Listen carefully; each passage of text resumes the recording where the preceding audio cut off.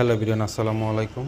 বাবুকে নিয়ে আসি বরিশাল সদর হাসপাতালে ডাক্তার দেখাতে, ডাক্তার মলয় কুমার বড় তার কাছে। কিন্তু উনি তার এই চেম্বারে এখনও সে আসে নাই। তো এখন বাজে প্রায় 2টা।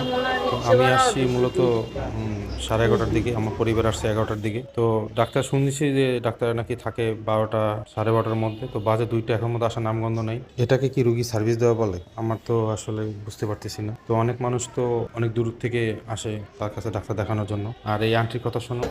কাছে আপনি আসেন কতদিন থেকে? আজ 3 ধরে এই জায়গায়। ডাক্তার আসে না?